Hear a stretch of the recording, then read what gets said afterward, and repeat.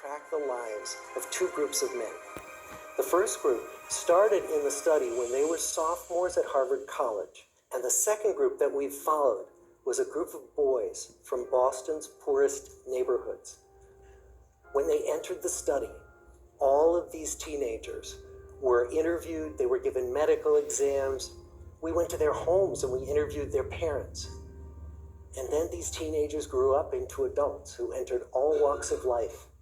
They became factory workers and lawyers and bricklayers and doctors, one president of the United States.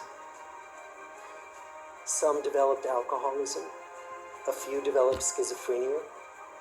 Some climbed the social ladder from the bottom all the way to the very top, and some made that journey in the opposite direction. So what have we learned? What are the lessons that come from the tens of thousands of pages of information that we've generated on these lives? Well, the lessons aren't about wealth or fame or working harder and harder. The clearest message that we get from this 75-year study is this: good relationships keep us happier and healthier. We've learned three big lessons about relationships. The first is that social connections are really good for us and that loneliness kills. It turns out that people who are more socially connected to family, to friends, to community are happier, they're physically healthier, and they live longer than people who are less well connected. And the experience of loneliness turns out to be toxic. People who are more isolated than they want to be from others find that they are less happy, their health declines earlier in midlife, their brain functioning declines sooner, and they live shorter lives than people who are not lonely.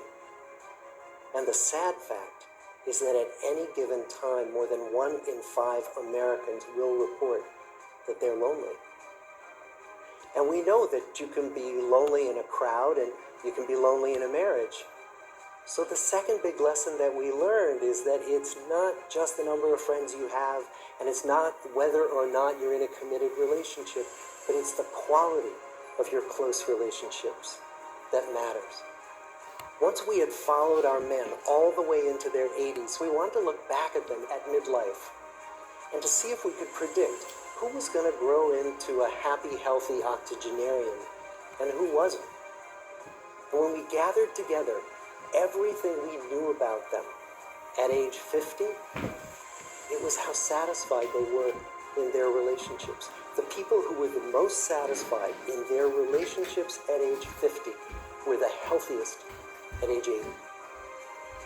And good, close relationships seem to buffer us from some of the slings and arrows of getting old.